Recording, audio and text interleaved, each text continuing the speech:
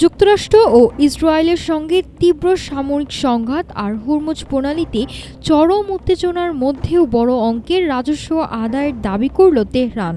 Iran জানিয়েছে যুদ্ধের দিনগুলো এবং ক্ষণস্থায়ী যুদ্ধবিরতির মধ্যে তারা প্রায় 18 বিলিয়ন ডলারের জ্বালানি তেল রপ্তানি করতে সক্ষম হয়েছে।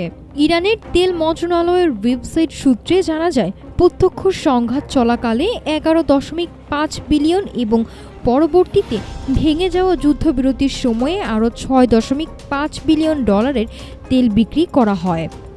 বিশ্ববাজারে নানা প্রতিবন্ধকতা থাকা সত্ত্বেও বাৎসরিক বাজেটে তেল থেকে রাজস্বের যে লক্ষ্যমাত্রা ছিল তার 60% বেশি অর্জিত হয়েছে বলে দাবি তাদের।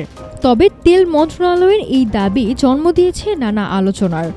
কারণ জুনের শেষ দিকে ইরানের পার্লামেন্ট স্পিকার ও প্রধান আলোচক মোহাম্মদ বাগের গালিবাফ অভিযোগ করেছিলেন, মার্কিন অবরোধ ও বন্দরগুলোতে কড়া নজরদারির কারণে তারা কোনো তেলই রপ্তানি করতে পারছিলেন না। গত ফেব্রুয়ারি থেকে শুরু হওয়া এই যুদ্ধ সাময়িক বিরতি পেলেও জুলাই শুরু থেকে আবার উত্তপ্ত হয়ে উঠেছে মধ্যপ্রাচ্য। কৌশলগত গুরুত্বপূর্ণ সমুদ্রপথ হরমুজ প্রণালীর নিয়ন্ত্রণ নিয়ে ওয়াশিংটন ও তেহরানের মধ্যকার যুদ্ধ এখন নতুন মাত্রা রূপ নিয়েছে।